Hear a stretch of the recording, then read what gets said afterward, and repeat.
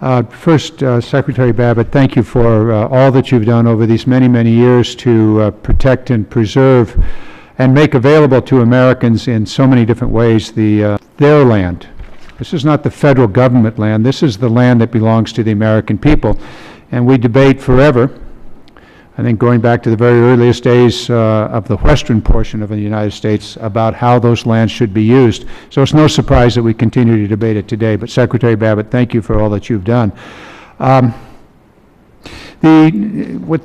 I found in a series of hearings that we've had on various bills is that problems that exist in one or another place in the United States have ballooned into legislation that affects all of the United States. Mr. Chairman, you had a bill that took 100 miles along the American border and basically gave the Homeland Security Secretary power over a 100-mile stretch of America along all of its borders, when in fact there was a specific problem, I believe it was in Arizona, that needed to be addressed. And we have a similar situation here today in which we have problems in a given area, and we've just discussed at length the Utah situation, that deserves the attention of the Congress and should be brought to the Congress in a specific bill dealing with that particular set of circumstances. Instead, we have a bill before us that is all across America and takes all WSAs and all roadless areas and says, forget it, we're going to deal with them in one sweeping move, when in fact we've had legislation as recent as a year and a half ago, that dealt with specific areas and made adjustments. In some cases, WSAs becoming wilderness, even though they were designated as non-wilderness, and in other cases being returned to multiple uses.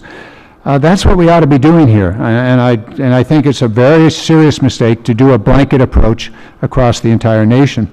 Mr. Babbitt, Secretary, if you would comment on that. I've noticed you nodding as this issue has come back and forth.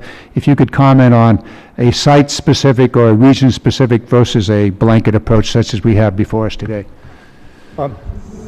Garamendi, I'd like to do that by going back to the Utah example that was discussed. The creation of parks, monuments, and protected areas in Utah has resulted in a massive increase of the assets and funding available to the Utah School Trust. How did that happen?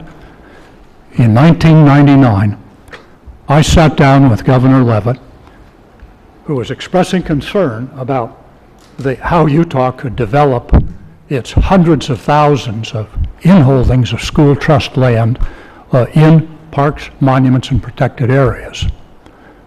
We sat down and worked out a land exchange in which Utah gave up these lands, landlocked, in the protected areas, and got what?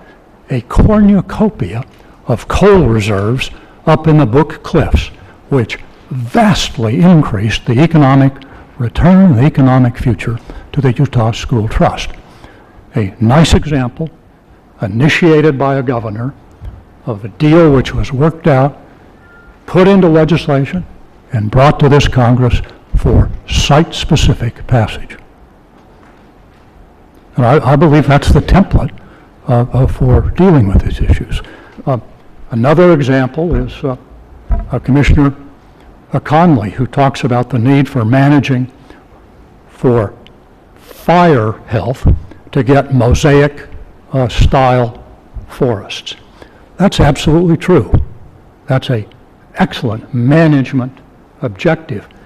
It is underway today because it was initiated in the Clinton administration as forest health legislation, which was brought to this Congress in September of 2000 to initiate the process of getting at thinning westwide to clear out overgrown forests, including with mechanical means.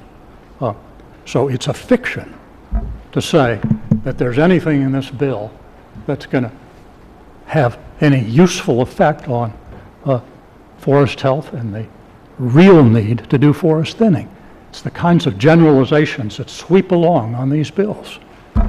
I would refer you back to the legislation of September of 2000, and if you're really interested in getting at the conceded fire problem in national forests, to look at what's being done and to examine the levels of funding by this Congress, which are the main obstacle to the forward motion of those programs.